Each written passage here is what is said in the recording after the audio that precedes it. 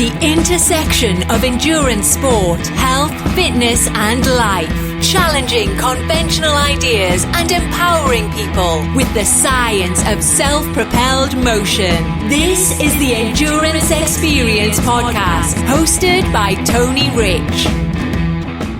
USA Triathlon is the national governing body for triathlon, as well as duathlon, aquathlon, aquabike, winter triathlon, off-road triathlon, and paratriathlon in the United States. Founded in 1982, USA Triathlon sanctions more than 4,300 events and connects with more than 400,000 members each year, making it the largest multisport organization in the world. My guest on this podcast is Rocky Harris, the Chief Executive Officer of USA Triathlon since August 2017. Under his leadership, the organization underwent a restructuring that resulted in the formation of two new executive positions. He led the creation of Time to Try, an industry-wide initiative launched by USA Triathlon and Ironman to introduce 100,000 new participants to the sport by the end of 2020. He spearheaded a technology initiative to streamline USA Triathlon's data, oversaw campaigns for anti-doping and safe sport, and implemented key upgrades to the USA Triathlon annual membership program. Prior to his appointment at USA Triathlon, he was the Chief Operating Officer at his alma mater, Arizona State University. The timing for this interview couldn't be better, as I think we're in a need for a reassuring voice in endurance sport more than ever. We're in a time where athletes and race directors have seen most races canceled as a result of the coronavirus pandemic, leaving many to wonder what training and racing will look like whenever it fully returns. Additionally, recently we've seen debates over social justice, and many of these debates have splintered and even shut down some online endurance sport communities. So I have a conversation with Rocky on USAT's Safe Return to Multisport initiative, and we talk about what athletes and race directors can expect, what it means for USAT coaches like myself running training and coaching platforms, and what it means for spectators. I do get Rocky's feeling and perspective on the awful events surrounding George Floyd, why USAT came out with such a strong statement condemning racism, and USAT's diversity and inclusion efforts. I also get his opinion on some of the back and forth that has gone on in many of the online communities. And we spend the lion's share of the time on those two topics, since those were pretty important given the last 4 to 5 months. And then we also spent some time talking about the future of USAT's training and coaching efforts. And I was very interested in that conversation. We also addressed frequently asked questions around why athletes are paying the one-day license fees for races. What's the reason for that? Where do those funds go? And so on. And we also talk about the rise of training and racing communities online and the value proposition for being a USAT certified group. I think you'll find the conversation informative, whether you're an endurance enthusiast or not. I felt like we could have gone on and continue to talk about these topics. So without further delay, I give you the CEO of USA Triathlon, Rocky Harris. I am on with Rocky Harris. Thanks for coming on to the podcast. Thank you, Tony. Appreciate it. Rocky Harris is the Chief Executive Officer of USA Triathlon, the governing body of triathlon. And I originally met Rocky out in the Olympic Training Center out in Colorado Springs at the Level 2 USAT Certified Coach Clinic. And that seems like it was ages ago. It's a few years now. Now, before we start, I just wanted to ask you how you and your family are doing amidst the pandemic. I understand you're out in Arizona still, or are you in Colorado? Colorado Springs, yeah. We moved here in about a week after I took the job 2.5 years ago or so. So we're in Colorado Springs. My wife and 3 little daughters are doing great, considering the circumstances. And you might have just heard my dog bark. My kids are outside playing right now. This is the life of working from home, is trying to balance out where does work begin and end, and where does your personal life begin and end. But they've been great. They've been really positive. I think the challenges, like everyone's facing, is our new normal, the reality of us having to educate our kids at home, like just trying to figure out the blend. So it's a roller coaster, like it is for everybody. I'm not alone. I mean, this is just, whether you have kids or not, doesn't really matter. This pandemic's impacted everybody significantly. Yeah. And so I think my family life is even better now than it ever has been. They've actually helped me deal with some of the trials and tribulations and pain of dealing with the pandemic on the professional side. So yes, all good, except for you might have heard a dog bark in the background.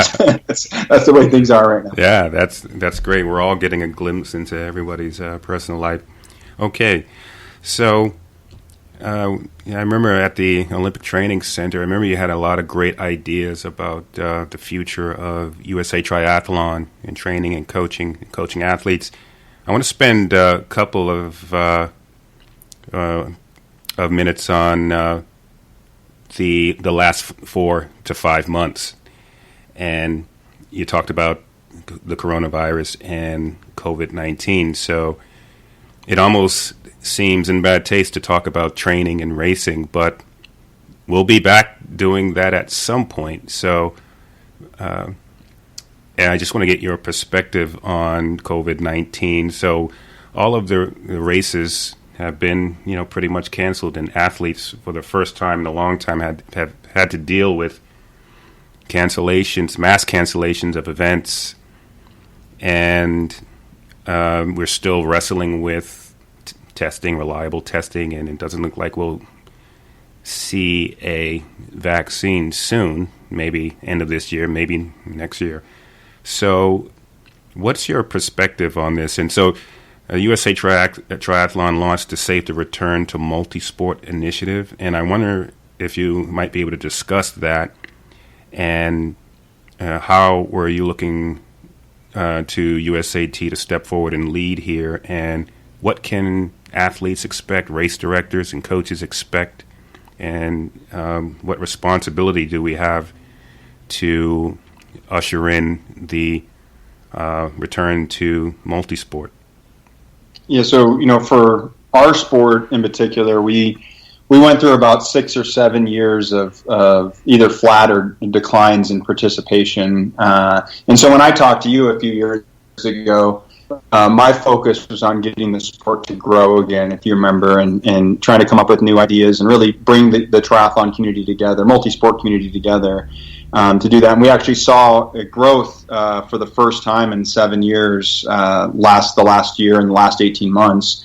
And then obviously, March 11th hit or so, right around when we all in the sports industry decided that this was a bigger impact than something small that was only going to last a few months. And so many of us, the NBA started it, and we, within a day, canceled our World Cup event that was going to be hosted in Florida a week and a half later. And from then, it's just been, for us, trying to help the sport through this. And luckily, we were a little bit ahead of it. We formed an internal working group, COVID-19 working group, in early February. My wife pays close attention to international news, and she was, luckily I have her there to warn me along the way, to say, look, this is not, something that's going to be contained. You better be prepared. So we started preparing at USA Triathlon really before most sports organizations, it was even on their radar. So I really think that helped us get out in front of it and be more proactive than reactive. And one of the first things that we saw a need for was a cohesive strategy for endurance sport overall. And so we joined this group called the Endurance Sports Coalition. We were one of the founding, I think, 6 or 7 groups to be a part of this, to really create alignment in endurance sport overall. Because, Tony, if you know me and anyone who knows me personally, I just believe in collaboration, and that I'm a big competitor. I'm a very competitive person, but not when it comes to something as that I care about, which is people's health and fitness, and people getting out and participating and exercising. I just feel like the more people that sweat, the more people that cross finish lines. I don't care if it's a Tough Mudder or an Ironman or what. It doesn't matter to me as long as people are moving. That's my motivation. And so we saw a real need in our sport to put some guidelines and recommendations together. With pools being closed, with races being canceled, we did not want it to be handled with kind of similar to the way our federal government did, where they wanted it to be handled on such a local basis to where they didn't really come out with anything. Right. So we decided that we wanted to come up with some standards and expectations and guidelines and recommendations, working with coaches, clubs, race directors, athletes, to develop those and really creating some national standards and guidelines. And we feel like what it did was really a few things. It gave athletes at least some semblance of hope that when racing comes back, that it can be conducted in a safe way. It also gave race directors a roadmap, and we wanted them, while we wanted national standards, we did want them to customize it based on the needs of their local community. And so they were able to start putting their plans together, which, there has been, probably 40 or 50 triathlons in the last couple weeks across the country, in places where it's, like Alaska and other places where they're not dealing with it as intensely as we are in certain states, and really across America. So to do that for our race directors, and that was really helpful. We also saw that with athletes not being able to train in pools, that we needed to create some videos and training plans for them to be able to train indoors, safely. So if races do come back, that they would, have less of a learning curve or time to get pool ready. We knew most could bike and run. But we were really concerned about the swim. So we did 25 free training plans for our members, all distances. We did 18 different videos with our elite athletes and corporate partners. And our whole goal was not to push people to bring the sport back prematurely. It was to show that we had plans together that would allow them athletes to safely train and race directors to safely conduct races at the appropriate time. And so, what it did for our community was give them hope that there's a plan, that there's a group that's working on bringing races back, and whether there's some sort of medication on the back end that helps you feel better when you have this terrible disease and virus, or if you get a vaccine that prevents it in the first place. I think that we want to make sure that we have, standards out there that we know that we can stand behind and help support our local race directors. There are still significant risks for athletes, and no matter what we do, like there is with anything, it really is up to the athletes, like it is for anyone. If you go to the grocery store and you're not wearing a mask, you're taking a risk, and you're risking everyone around you. And so we know there's inherent risk in competing. I'm actually doing 2 endurance events in August. And I've said this a lot to my friends and others, like I'm willing to take that risk. That's me. It's not something that I'm pushing on anyone else. My wife, she's an endurance athlete too. She would absolutely not do a race right now. Zero chance. And that's her philosophy and approach, and I support that as well. So we're all just so different, but I do think the athlete really needs to pay attention, look at our protocols if they're going to race. Make sure the race director make sure the race is sanctioned, because then at least they have to live up to our sanctioning standards and expectations and guidelines. And reach out to us if they need help along the way, if they have questions. What we found is the race directors who are now conducting these races are conducting the safest races that have ever existed in our sport, like ever, from day one, right? Yeah. And so they're doing everything they can, but it's still not perfectly safe, and everyone should know that going in. Right. Yeah, and in talking to many of our athletes, they sort of look to me and ask coach, what should I do? And just like you said, I can't make that decision for you. I mean, everyone has their level of risk aversion, and if you're in for Ironman Arizona and you're trying to figure out whether or not you're going to do it, that's you got to assess your level of risk aversion. And I'm here to help you figure out how to train, given that you can't go to facilities. I can help them do that, but ultimately you're going to need to make the decision whether you have kids at home, whether you have parents that you're going to be in contact with. And, that's how I look at the coach's responsibility of it. I wonder if you agree. I totally agree with that. And I think that, it's not appropriate, I don't think, for anyone to push anyone else into something as important as their health. And, when I look at where, we as a sport are right now, I do think that we're fairly lucky in America that we have, non-draft legal triathlon. I was on a call this morning. I'm actually the national governing body representative for the U.S. Olympic and Paralympic Committee's COVID-19 working group, and we have calls every morning. And Dr. Finoff, the chief medical officer of the USOPC, this morning said there's been almost zero cases of people contracting the virus outdoors. So for us, it's not about racing or training. It's about traveling there. It's about staying in hotels. It's about going to restaurants. It's about taking the virus with you to a community that might not be impacted. So if you're just showing up to a race, it's pretty darn safe. It's all the stuff around it that concerns me, right? We can't control that. And so that's why it's such a personal decision for everyone. If I'm the races I'm doing are, within driving distance. So I'm going to wake up and go do them and come home, just like I would at a training, ride or anything like that.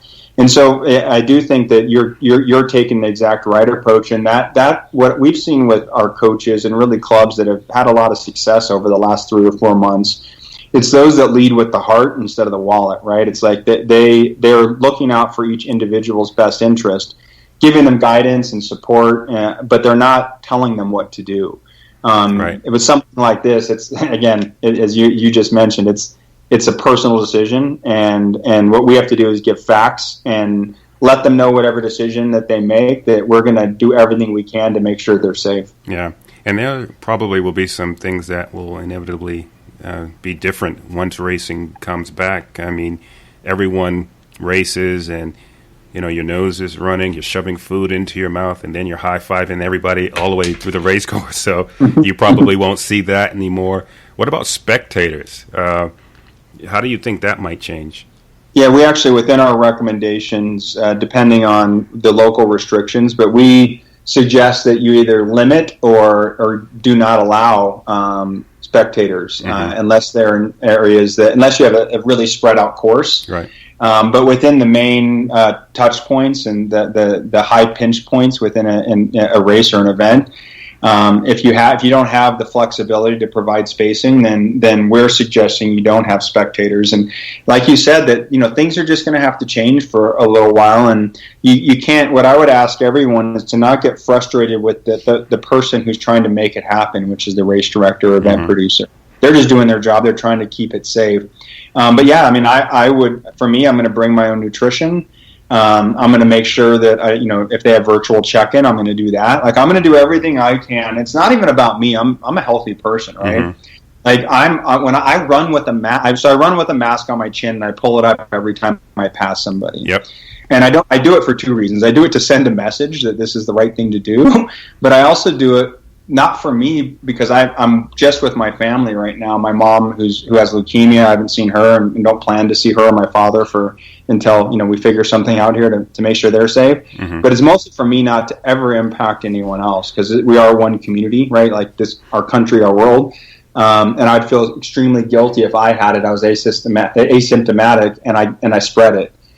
So yeah, that's how I'm going to approach training. That's how I'm going to approach racing. And, it's just, I'm going to have a lot more patience. I think the one thing we have going for us as triathletes and multisport athletes is, I mean, it's not like when I do running races, which I do all the time, you just show up with shoes and you go, right? I mean, there is a process when you're a triathlete, right? You got to go set up transition. There's like all these things that are going on. So I would say expect to spend about twice as much time on the lead-in to a race, just to make sure you're safe and everyone around you safe, and be as patient as you can with everyone around you, because we're all in this together. And I'm confident that, when we come out of this, we're actually going to have better races. They're going to be safer.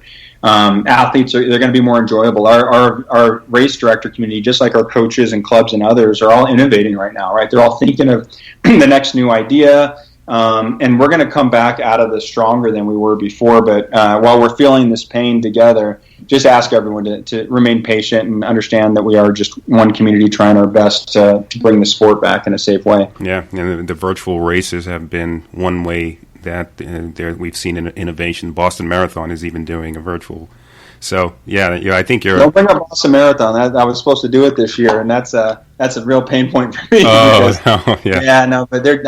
they are absolutely doing, like, every race director out there, and I feel bad for Dave McGilvery, who's a Hall of Famer of ours and the race director. I mean, this isn't a sport. This is an endurance sport issue. It's a world issue, and the problem is that our sport's impacted as much or more than really any other business sector out there, because of the nature of us mostly gathering around events, and with mass gathering restrictions. It's just causing us, to rethink everything. And I think virtual racing. I mean, we did.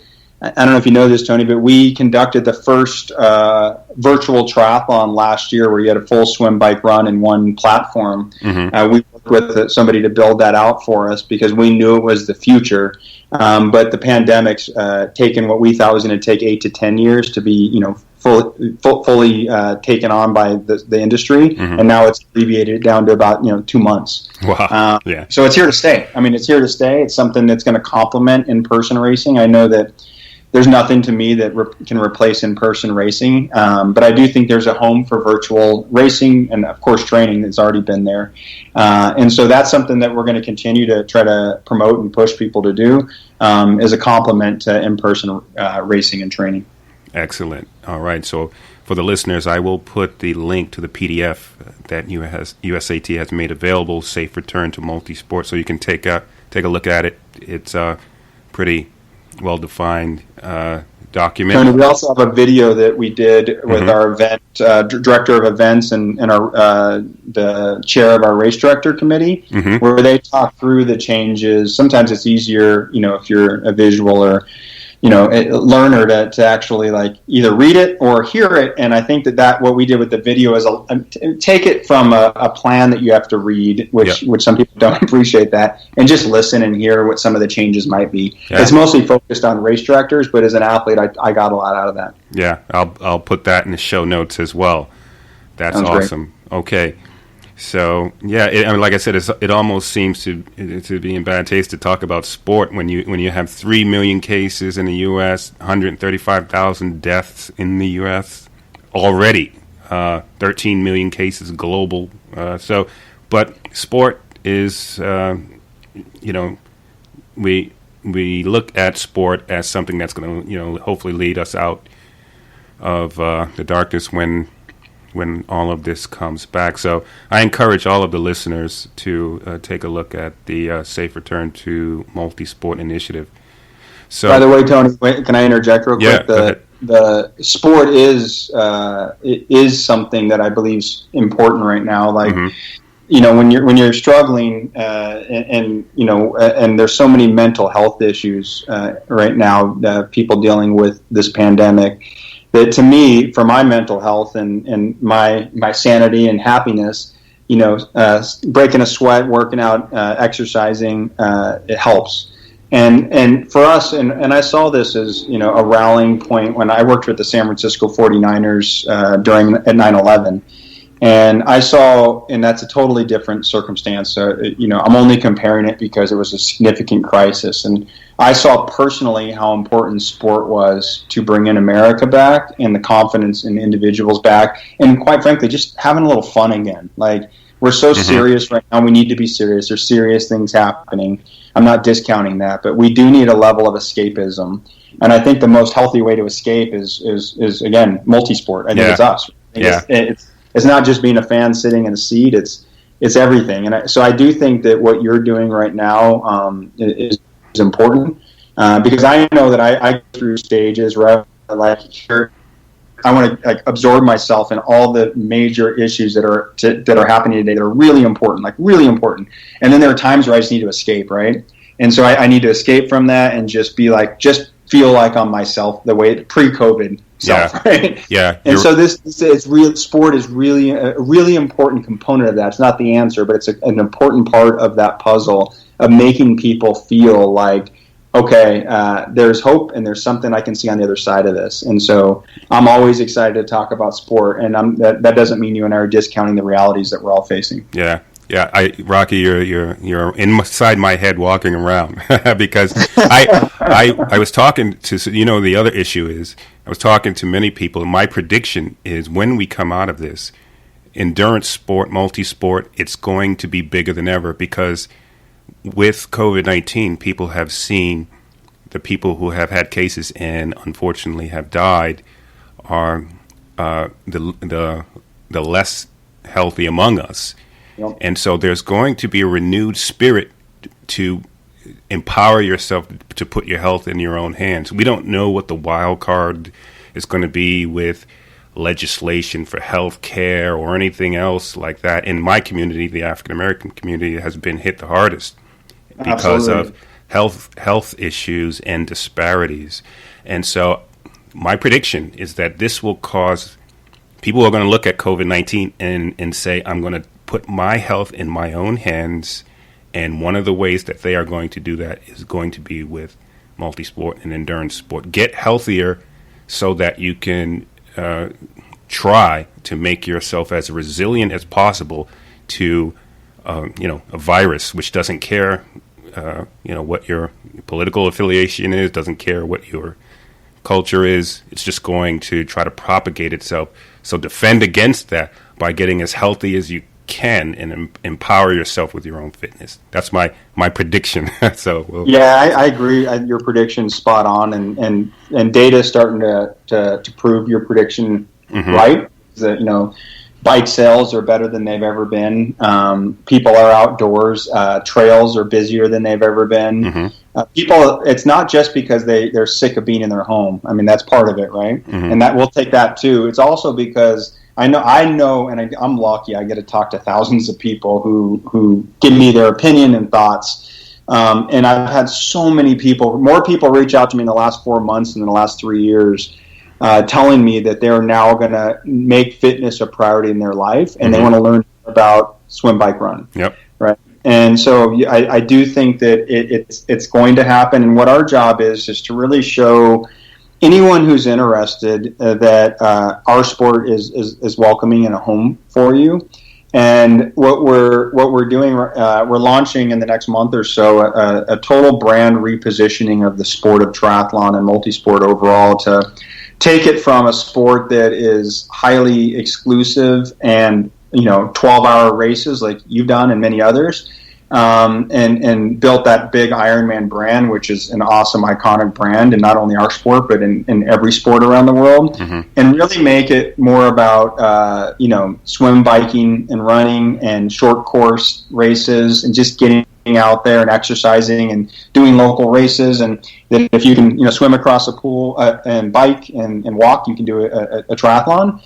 With the right coaching and support around you. And so we're going to spend a lot of time repositioning what our sport looks like, what our sport means. And the reason why we're here today in terms of where our sport is because we had a very strong brand who built the brand of the sport in Ironman, and applaud every effort because they helped grow the sport. And now it's our time to reposition that from that is still there, and that is an excellent part of our sport. But our sport, 75% of our athletes don't do long distance races, do short distance races. And I don't think people know that there are, pool swim, tries. There's all different types, right? There's something for everybody. And we have not done a good job as a governing body to articulate that, communicate that, educate people, and then give them the resources they need to be successful. So we're going to see, I think, that what we're calling power within is the can't tag, because everybody has the power within them. we're gonna end up really pushing that out, and we believe that will help capture some of this audience that's looking for what's next in their lives, and they're also starting to get a little healthier by getting outdoors. Right. Okay. Awesome. So I want to move to the other big issue over the last 4 to 5 months. I mean, if the pandemic wasn't enough. And so over the last few months, we've seen a lot of discussion about bias, racial bias and racism. And all of this obviously was kicked off because of questions around police brutality and the deaths of George Floyd, Breonna Taylor, Ahmaud Arbery, and many others. And so this has bled into conversations about diversity and inclusion, and particularly in populations like endurance sport and multisport. So USAT came out with a very strong statement condemning racism. And I saw that. I thought that was a very powerful statement. And in the statement, you mentioned diversity and inclusion efforts. So I just want to get, in your own words, how you felt about the time and diversity and inclusion efforts, and what you'd like to see out of USAT in the future. Yeah, no, the brutal murders of those individuals hurt me personally, and I think that anyone who saw any of the videos, heard any of the testimony, anything, I mean, you're not human if you think that what was going on and what has been going on for hundreds of years is acceptable in any way. And I feel like that that's just my personal perspective when it comes to our organization. Here's kind of the where I've looked at this issue over the years is we have done a ton at USA Triathlon. This predates me, right? To try to create a diverse sport and a welcoming sport, and we've including. I mean, we've won the Diversity and Inclusion Award from the USOPC for 3 consecutive years. The last 3 years for our efforts. We've diversified our board in significant ways. We used to have predominantly males. Now we have mostly females. We have our first 2 African American board members, Hispanic female board member. We have our vice presidents. He's one of our para athletes. So we've really focused a lot at making sure the decision makers in the sport, which is our board, represent America. And while we've launched a historically black college and university initiative, or we now have 2 universities that are NCAA programs, and we invested heavily in those communities. But it hasn't been enough. So while we've done a lot of good work, I'm not sure that, and we've made a lot of progress, we have not done enough and have made it as important of a priority as it was for me when I walked into the door. When I was actually, I looked through my first presentation to the board of directors, and on page 3 of my presentation, it was about creating a better diversity within our sport to make it, the face of our sport represent America and the demographics of America. And while we've made progress, as I've said, it takes sometimes a crisis and an awakening like this, because you get really busy in your jobs and you're still doing it. I mean, we launched all those things while I was at USA Triathlon, and we've made huge improvements. But it's a long-term play, and you need to have a long-term strategy and commitment to it. Not a CEO cares about it, or a board president, which our last 2 care a lot about diversity. It's not just about people caring about it. It's about putting together a sustainable plan and getting the entire community to rally around it. Mm-hmm. So what we've done is, in that statement, which I think a lot of organizations posted statement, which are great, but they're somewhat hollow. I mean, it's like something that was like somewhat expected, so it wasn't as authentic as if it would have been done a month ago, right, a month before. The statement, why I thought ours was really good was not the statement. It was very similar to others, even though we wrote it from the heart. It was because we actually had an action in there for people to reach out and contact us. Mm-hmm. So what we did is we had over 200 people contact us saying, I want to get involved. And so what we've been doing the last 6 weeks is we've been going on a listening tour. We've been holding focus groups. I've probably been on 50 calls with people, just hearing different perspectives and views, because it's not okay for us to think we know the answer. And what we found is obviously it's extremely complex. It takes a ton of commitment, a long-term plan. Mm-hmm. And what we're going to do is we're going to work with the people who've reached out to us to build the plan with us. And we've made it, again, a lot of progress in the last month or so building that out. And where I see the future, there's a lot of work that we have to do with creating diversity among our staff is one thing. While we won an award for diversity among our staff, it's not near where it should be in any way. I think that's one big thing for me personally. And we just 2 years ago we put into our hiring practices that we have 3 finalists for every position. That 2 have to be minorities. There was an article I read a few years ago that led me to that the percentages increase dramatically if you have more minorities in the finalist pool rather than just one. If it's one, then people actually don't select the minority, almost no matter what, no matter how qualified they are. Mm-hmm. And so we made these changes, but again, it has to be in everything we do. And this is what I've told our staff, been telling our staff, is that every decision we make, everything we do, we have to have a lens of who are we excluding, who are we including, and are we doing the right thing for everyone, and not just for our current audience, which is mostly affluent white males, right? And so what we've seen is that just that level of thinking has changed the way our organization operates. I'm seeing people come to me now saying, hey, we were going to do this coaching certification. Did you know that we don't have a DEI component to it at all? So we're adding things like that. So a lot of it is that. The last thing is, once we have a long-term strategy, I know I mentioned this briefly, but it's really about giving local communities a roadmap to activate it. Because we in Colorado Springs are only going to be able to do so much. It's showing race directors, coaches, clubs, athletes, what can you do in your community? How can you make people feel more welcome and embrace our sport? And it's something I've said a lot, and people that don't agree with me get mad about this and send me like hate email, even though it's not really, I don't really care about that, because I want to do the right thing, because I want to be on the right side of history on this, like most should. But it's that we have a significant representation problem in our sport from athletes. Luckily, coaching, club directors, race directors are extremely diverse. Yeah. So the issue is not the sport, the industry part of the sport. It's the athlete part of our sport. And so where I feel like we do not have adequate representation.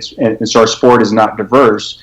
I've said this a lot. We are very inclusive sport, though, very welcoming, and I've seen this across the board. When somebody figures out a way to break through the barriers to get to our sport, we're very welcoming. Yeah. We accept people in, we make them feel at home, and what we have to do is break down the barrier on the front end.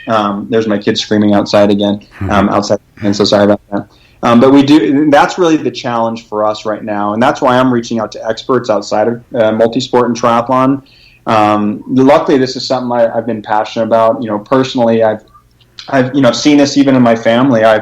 My grandfather was Japanese American, and he fought in the 442nd Battalion for America, while family members and friends were in internment camps. Wow! Right. And he was stationed in the South and wasn't allowed in restaurants and wasn't allowed to have, So I grew up with my grandfather teaching me about the need for, treating everyone equally. And so this is just in my DNA, right? Yeah. And so, and again, I don't have the experiences of Black America, but I do think everyone has the experience of being excluded. Yeah. And if we're excluded over history, not over not being included in a game or an event, but if the root of your existence is based on inequity, it causes significant issues that can't be overcome in 1, 2, 3, 4 generations. Yeah. And I think what's happening more recently is going to allow us to make advancements, almost like on a micro level, like I talked about with, it sounds so silly to even compare it, but with virtual events, right? So I think we're going to make in the next year like 10, 15 years of progress if people continue to act the way that they're saying they're going to act. So for us at Triathlon, I'm excited about it because this opens up an opportunity for us to reach a new audience, to change the face of our sport. And I think that, our sport's only 45 years young. We're a young sport. We can define it like everyone can contribute to that. It's not, track and field has been around hundreds of years, or baseball that's over 100 years. There's deeply embedded systems that cause real problems that won't allow you to change. Right. We're so kind of new and fresh, even though we're 45 years old, that each of us can contribute to changing that and making a significant impact. And there is a history in our sport related to other sports that really that we're unfortunately the benefactor of in a bad way, negative way, is that swimming pools were segregated. Yes. Swimming in general. Think about this: if you're not allowed to swim as a kid, you grow up as an adult, you're not taking your kids to the pool, you're not taking them to the lake. So this is a generational issue that was caused by the systems that were set up by our government. And we as a governing body are going to figure out a way to do everything we can to advance. So USA Swimming is doing a great job at Learn to Swim programs. What can we do to better contribute to things like that? So what we're going to do is not come out with 100 little tactics that we're going to do, and next week we're going to tell everybody everything. We're going to come out with an overarching strategy, a long-term approach. I'm actually have a board meeting this Friday. Going to talk with our board, and then we're going to commit to it as an organization, as a sport for the long term. Yeah, that's great, and I think you touched on so many important things there. I think even with marketing efforts, race directors who put on events, something as simple as putting diverse people in your marketing strategy on your websites, that goes a long way. It definitely goes a long way in getting people interested. And being in multisport since almost 20 years now, 2002, 2003. There is in my community, the black community, there is a sort of deterrent to triathlon with swimming, and so I think USA Swimming has done a lot. They worked on probably the most robust study with the University of Memphis, and I think it's a little old now, but it was probably the most genuine effort to get data here, and the data suggested that somewhere between 70 to 78% of adult African Americans report low or no swimming ability. Wow. And that was a pretty staggering statistic. And the more you have an adult that reports low or no swimming ability, the more likely that their kids are going to have low or no swimming ability. And we've seen another epidemic with kids where most of the time when a kid drowns, unfortunately, it's a minority student, a minority kid. So all of this, I mean, these are really important society problems, and triathlon, again, it seems like the least of the issues, but that is a barrier to. It's a barrier no matter what your culture is. I train hundreds of athletes now, and usually it's the athlete will say, I can do the other two, but the swimming is a real problem, But it's number one barrier to our sport. Second is perceived economic issues of trying to break into the sport. And the third is what you're helping with, and what we're hoping is awareness and education on how do I even do it? Like, what do I do? I know I want to do it, but I don't know what to do. When we're talking about how triathlon's part in this, I think that that what happens when you're a sport that's growing rapidly over the course of 40 years, right? You end up growing, and you're not thinking about the impact of that growth. Mm-hmm. And so what happened over the years, this is unintentional and no one's fault that we got to where we're at. But when you're growing as a business, let's say that a race director or whatever, you're not thinking about how to make your sport more diverse or your race create more diversity. It's too bad, but it's not. You're just thinking about, okay, I got to run this race. So it actually where I think our sport right now is so ready for this is, again, we went through the 5 or 6 years of declines in the sport. We saw a comeback year, a big year where we came back, saw every major metric grow in our sport. And then we have this pandemic that makes everybody just stop. Mm-hmm. And it's allowed us to all evaluate who we are, what we should be in the future. And for me, I don't know about you, but I don't work and do all this for anything other than I want to impact the future and leave a legacy. Yeah. Right. And if we as a sport, if you as a leader in the sport, and me as a leader, and many people rally together and say, look, we're going to be a part of the change that changes the face of our sport. And I do think, and this is obvious, that sport is a microcosm of life, right? You see on March 11th when the NBA made an announcement they're canceling the season. Mm-hmm. Our country didn't really react to the pandemic significantly until that happened. I mean, it took till 2 days later for our government to even call it a national crisis, right? And so sport does lead society in many ways. You see that with Jackie Robinson. I mean, everything through history, right? Exactly. And so what I want to do is use my platform, which is very, very small compared to many others. And our sport is a way that we can show that we are going to represent the future America.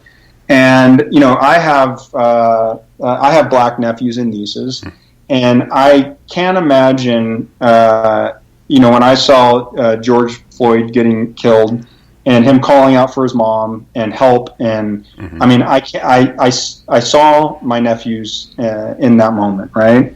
And if you can't see that, I'm sorry you can't, but it's clear to me. And so I think as a society, sport does need to lead us to the right place because we don't have as much baggage as politicians and government and all these other big businesses who. Like for me, if I lose some members because we're trying to do the right thing, then we do. That's part of the way we're going to operate. And our staff right now is so excited about our philosophy on this topic because we have a younger staff for the most part, and they want to work for an organization that shares their ideals of equality, fairness. That we are not going to be, we're going to do everything we can to break down the barrier. So anyone, I mean, when you talked about, the images being important, one of my favorite things that I've seen, which we didn't do, was like, I think Cycling Magazine or one of the bicycle magazines or one of those, they had like a female on there that was like a normal body type, right? Not like this, and it was shocking in some ways, in a good way, and so it shows that we have a lot of work to do. It's not just with the black community; it's diversity overall, body types. Yep. It's disabilities. It's LGBTQ plus. It's everything. Right. Women. Right. Yeah. So this is put a focus on us that we have to think about everyone uniquely and make sure that there's a home for them in our sport, and hopefully we can do everything to help show them that this is a sport for everyone. Yeah, and it's you're 100% right, and it's caused a little bit of. So you're probably aware there's about, I don't know how many Facebook groups there are out there, multi-sport groups, endurance sport groups, and Ironman actually had to shut down one of them because it had tens of thousands of members in there, and there's a sort of the main crux of the crossfire is, should endurance sport communities be talking about this, or should they not be talking about this and just focus on training, coaching, racing, nutrition, all of that stuff? Do you have any dog in that hunt? Do you think that the conversation should go on, or do you think we just make a statement and then move on? Yeah, I mean, I think that I believe sport is a cross section between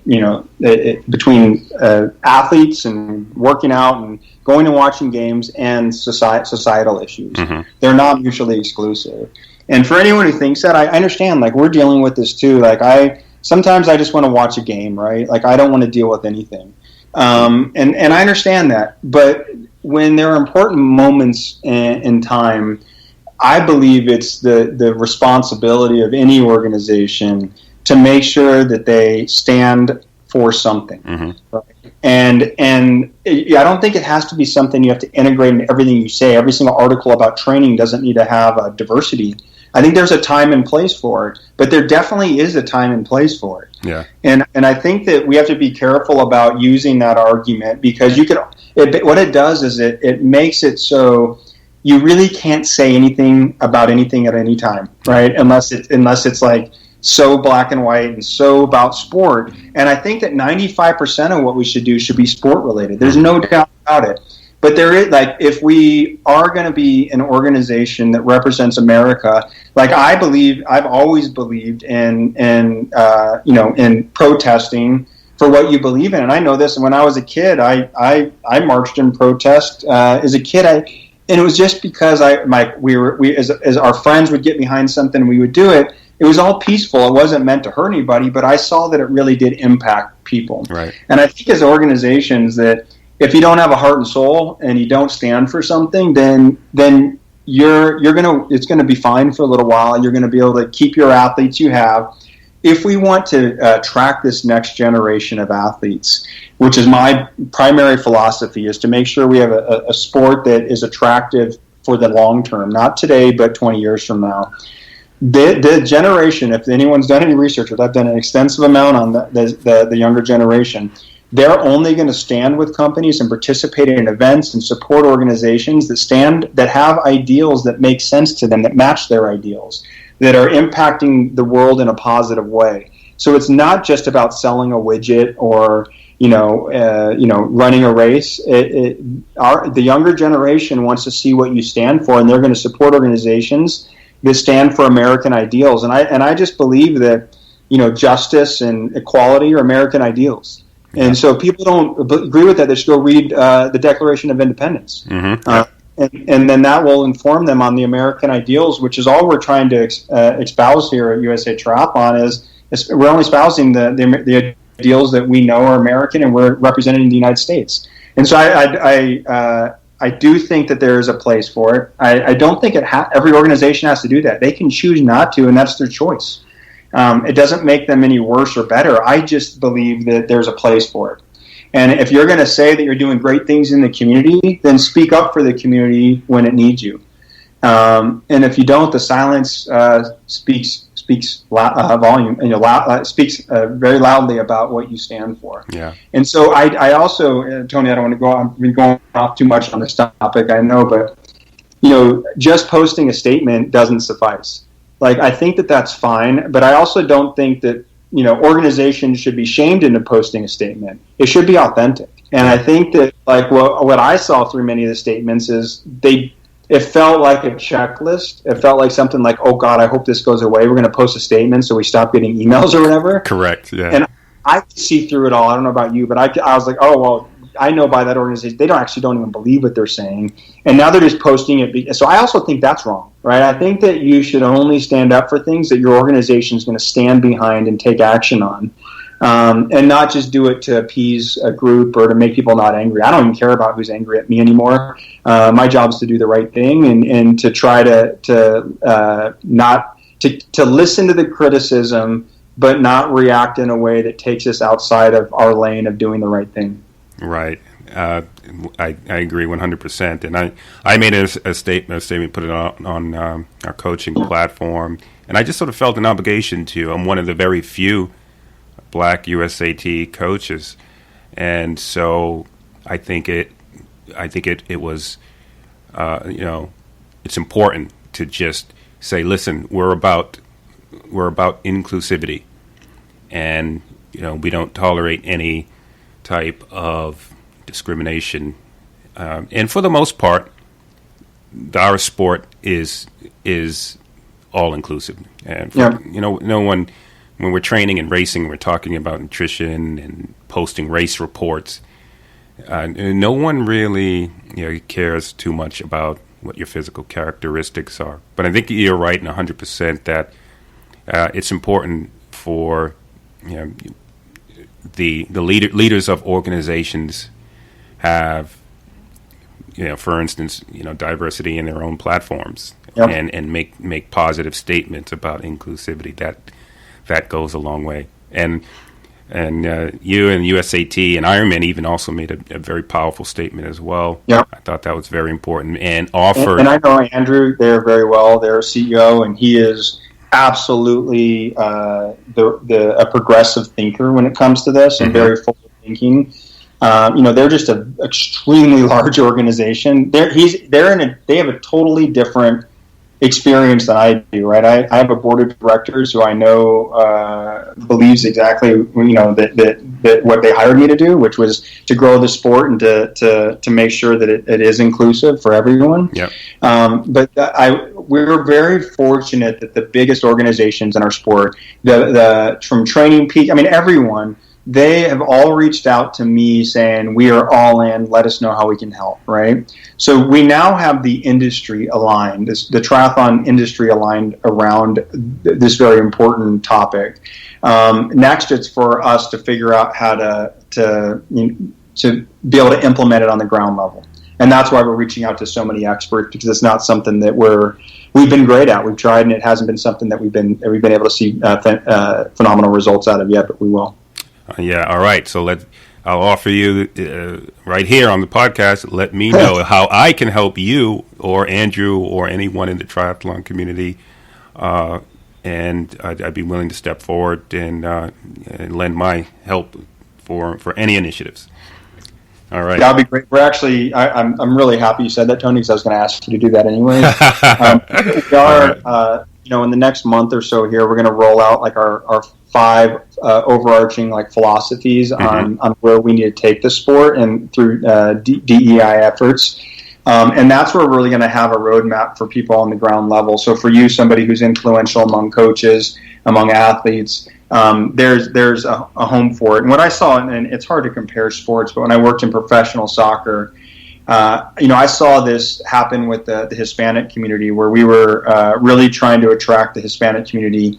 And what we found is it was very superficial, because it was coming from a team through marketing efforts, like just translating things to Spanish. Again, it didn't seem authentic. It took us going to the communities, having a roadmap, and getting the community to activate around that is when we started seeing significant growth among our Hispanic fan base.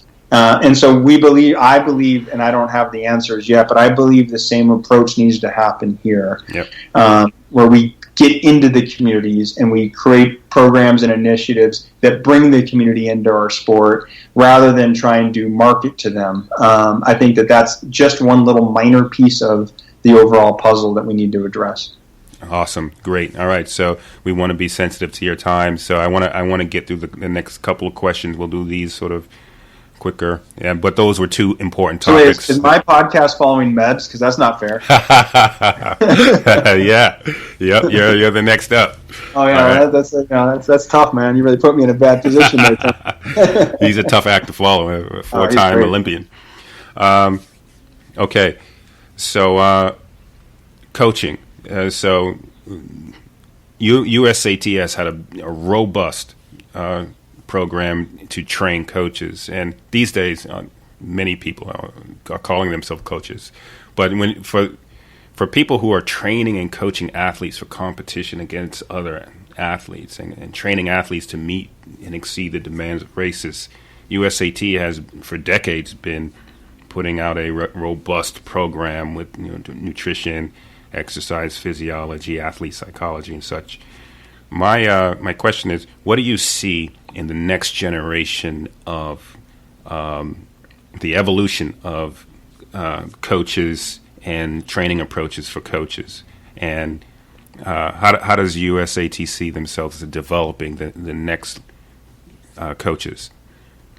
Yeah, so pre-pandemic, we were really focused on making our certification courses more interactive and more hands-on, rather than it just being in a classroom setting. So over the last year, we transitioned most of our clinics and certification courses to have an in-classroom portion and then an in-person, on the ground working component of it, and that was really working well. Obviously, now that with the pandemic, what about 2 years ago, my team and I decided that we were going to try to create virtual clinics and certifications as well. So we've been working on that. We haven't perfected it yet. I don't want it to just be, an online certification, but that is the future. That's where it's going.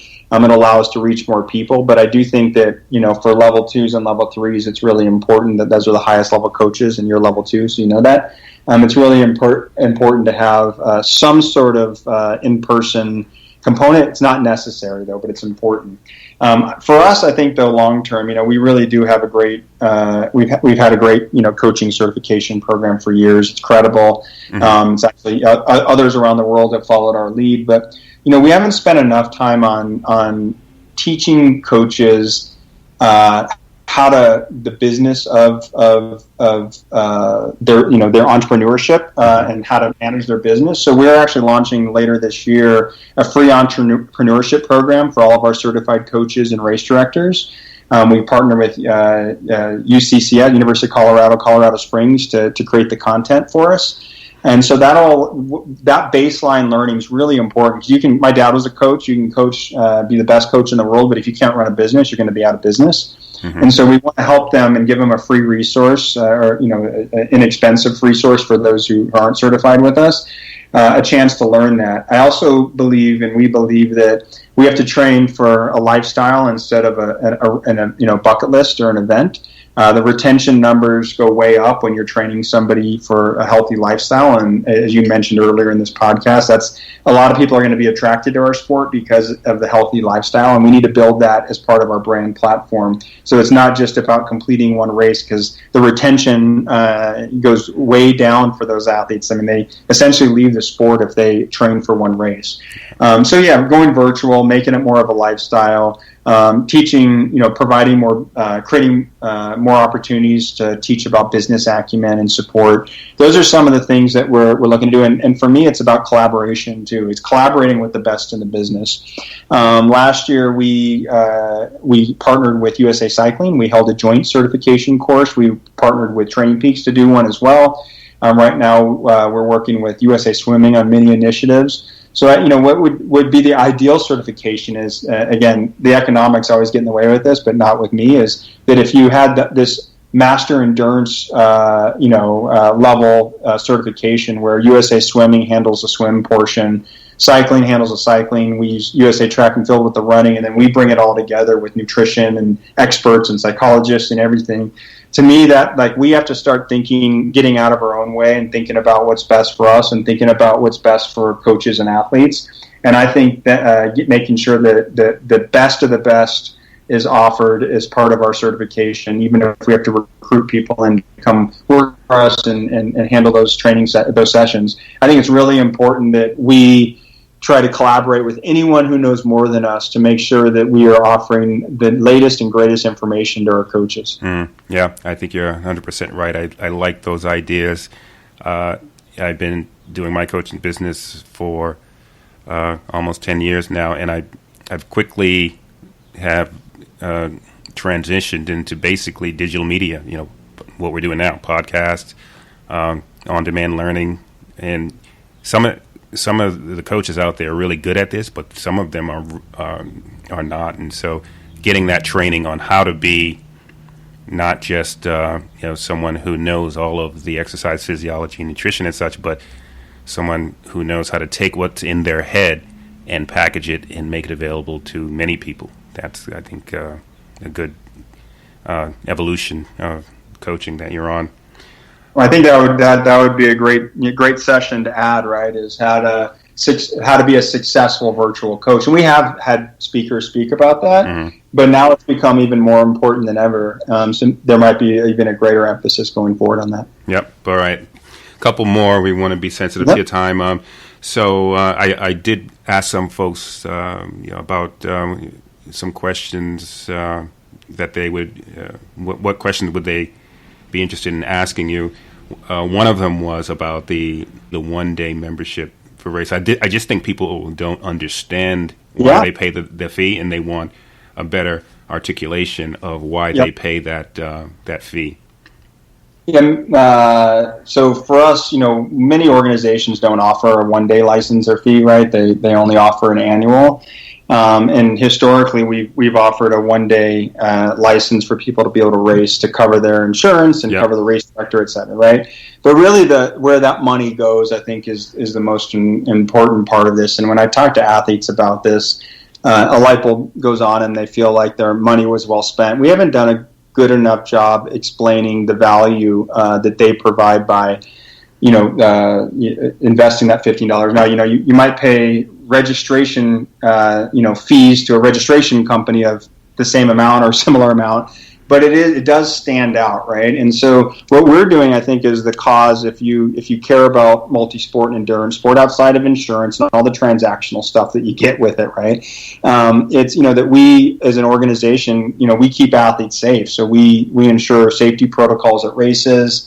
Again, we the comprehensive insurance is like the one thing we've always touted. That's just one thing. It's very important when you get hurt, though, or injured. It becomes extremely important. Mm-hmm. We also have invested a ton of money into Safe Sport to protect our athletes, coaches. So if you're a member of ours, you're protected, and we support you if anything ever comes out where a coach is being abusive, or anyone was, really. We also ensure competitive fairness. So we enforce competitive rules. We provide anti-doping awareness education, and we pay for testing. We also, have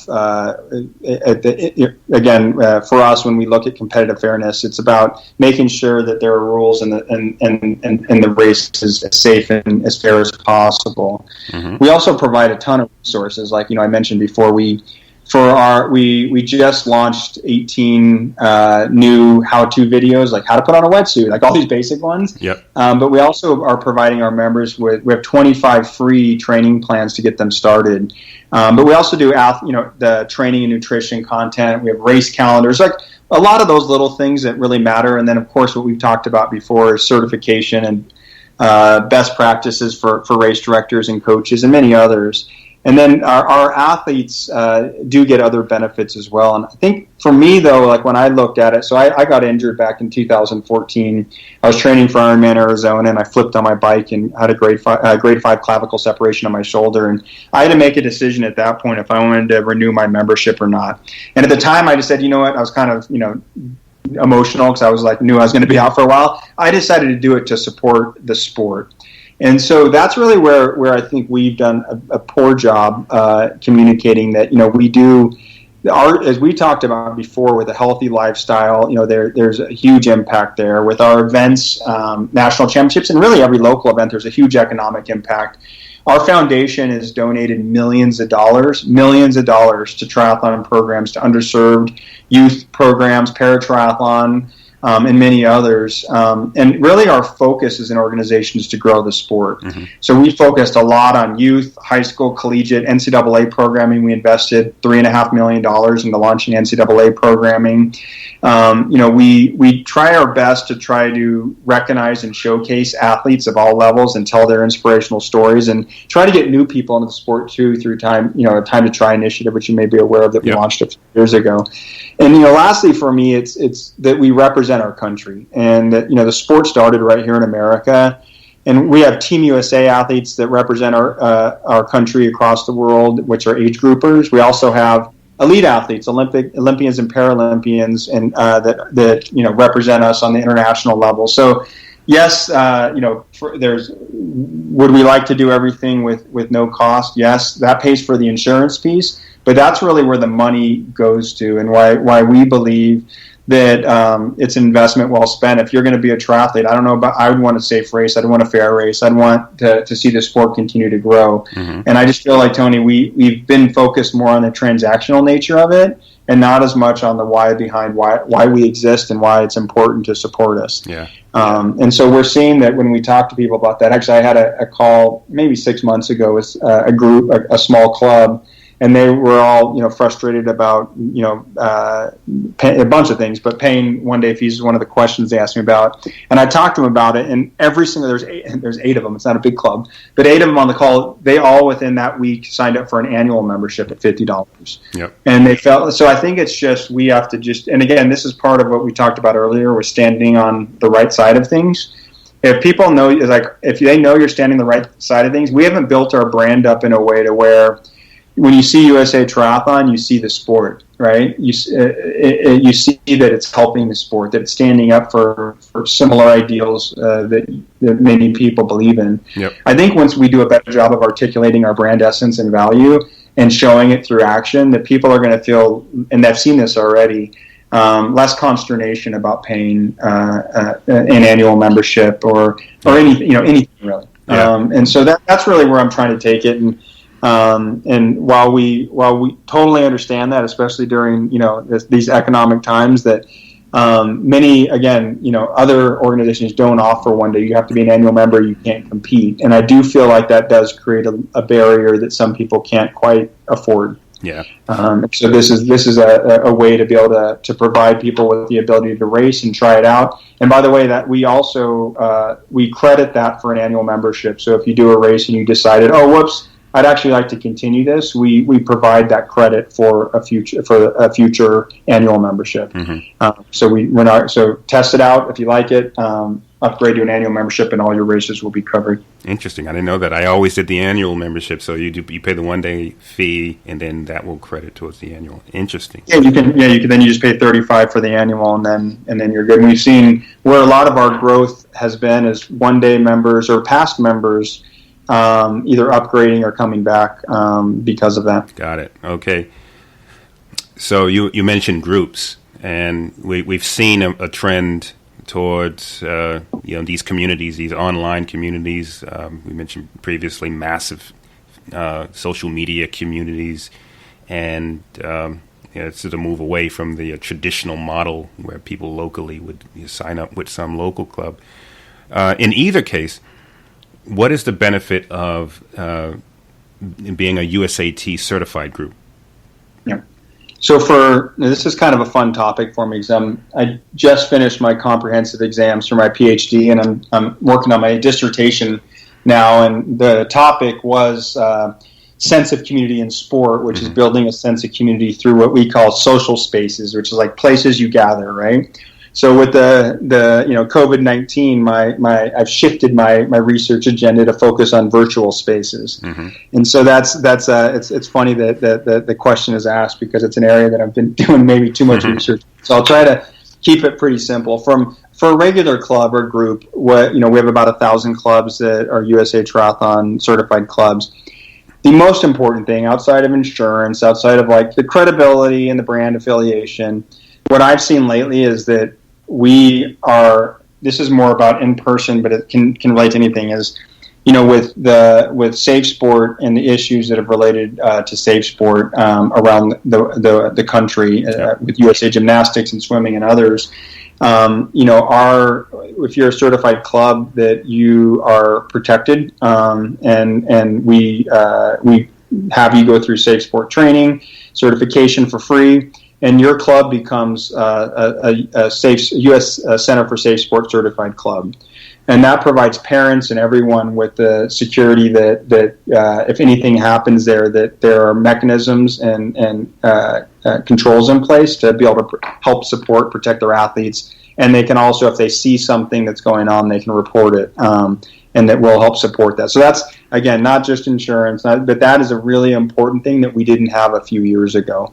But most importantly, we do club competitions. We do virtual events with clubs. It's one area that I feel like for us, we're much different than many. So like USA Swimming, their primary constituent that drives their membership are their club directors, right? These regional clubs, right? That drive their membership. For us, we are direct to consumer. So members buy your membership directly through us. So where we have not spent as much time outside of, again, clubs get benefits and all these different things. And if you've noticed this last year, we launched 3 new benefit levels for our clubs to be able to get more benefits than they had in the past. But those are still transactional in nature. So what I want to do is build a brand up where we're better supporting our clubs. If you've looked over the last year or so, we've been promoting local clubs, and part of our flow and drip campaign for new members is to promote and support local clubs and coaches and try to connect our members to those clubs and coaches. Mm-hmm. And that's really where I feel like we have to go in the future. So forget about the virtual clubs and our virtual groups. I could spend all day talking about that. You don't want me to, because it's a pretty exciting topic.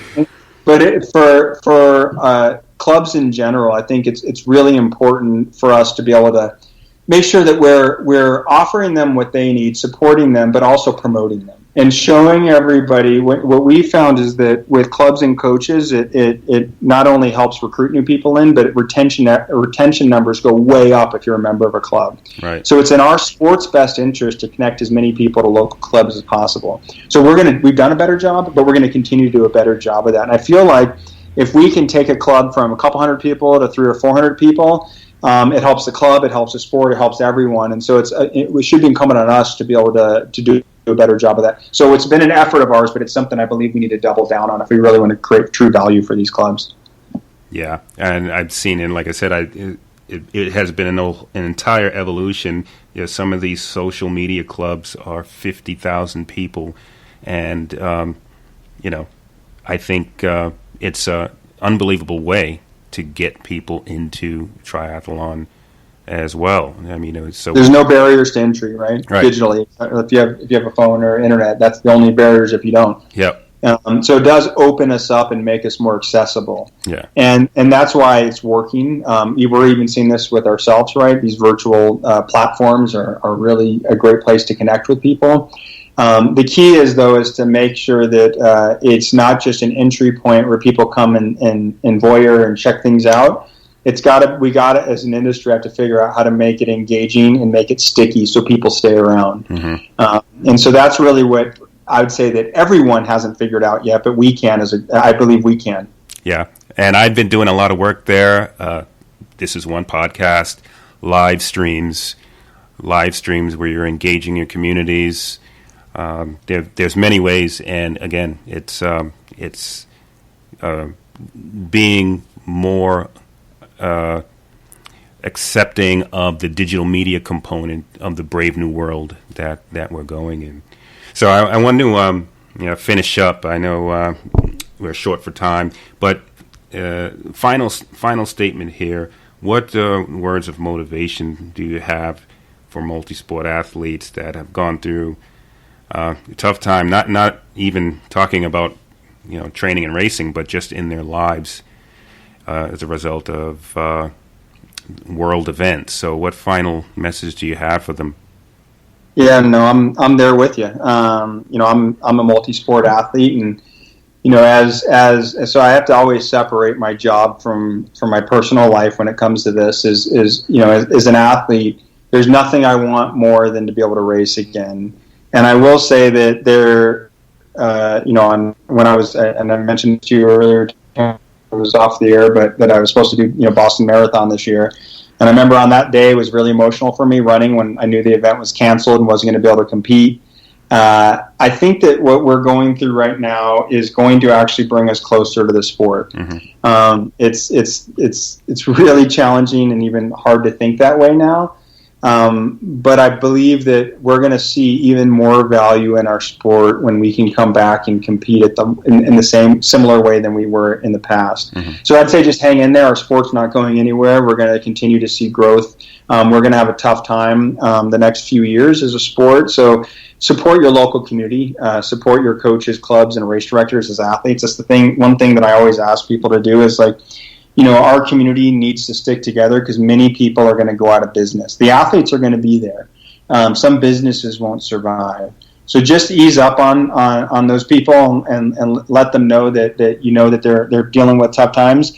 But as an athlete, I mean, I need to train and compete to be a whole person. Mm-hmm. And so when I'm not able to do that, I feel like there's a hole, right? There's a hole there. And so the good news is when like I said, that we had over a year of significant growth, we're going to see a huge bounce when this comes back in a big way. So still stay fit. I still have my coach. I still, member of my club. I'm still supporting the local events here as much as I can. But know that USA Triathlon is going to be there for you through your journey. And if you have any questions or concerns at all, you can reach out to me directly. I actually answer my emails and respond directly. I don't have people who do that for me. So it's rocky.harris@usatriathlon.org. If you have any ideas, if you want to yell at me, it's okay. I'm a big boy. I can handle it. But I will say this, that I feel re-energized every time I talk to people like you, Tony, because our sport is more meaningful than most, because we're not just fans. Mm-hmm. We're participants. It's part of our lifestyle. It's who we are. And so know that we will be there for you, and the sport will be there once we solve this issue, which we will. Not only America, but the world is full of very smart people. It will be solved over time, and just do everything you can to stay fit, stay healthy until then. Right. All right. Thank you so much, Rocky Harris, CEO, USA Triathlon. Thanks again for coming on to the podcast. Thank you, Tony. I enjoyed it. Thanks again to Rocky Harris, CEO of USA Triathlon. I would encourage everyone to take a look at the Safe Return to Multisport initiative links in the show notes. And I will also have Rocky's social media presence in the show notes as well, so that you can follow him. And I'm very interested in hearing all of your comments about some of the topics in this podcast, especially the future of the sport in light of COVID-19, and certainly the intersection of social justice and multisport. Feel free to send in your comments. You can send them directly to email at contact@eventhorizon.tv if you want to send something in that you want to get to me directly. Or you can just comment in our Endurance Enthusiasts Facebook group that we have set up, and the threads will certainly be lively in there. Or you can comment on many of our other social media platforms. I'll leave with a quote, one of my favorite quotes from Nelson Mandela. And this touches on what Rocky and I talked about in the podcast. The quote is as follows: "Sport has the power to change the world. It has the power to inspire. It has the power to unite people in a way that little else does. It speaks to youth in a language they can understand. Sport can create hope where once there was only despair. It's more powerful than governments in breaking down racial barriers. It laughs in the face of all types of discrimination." So maybe it is sport that's going to lead us out of the darkness. I certainly hope so.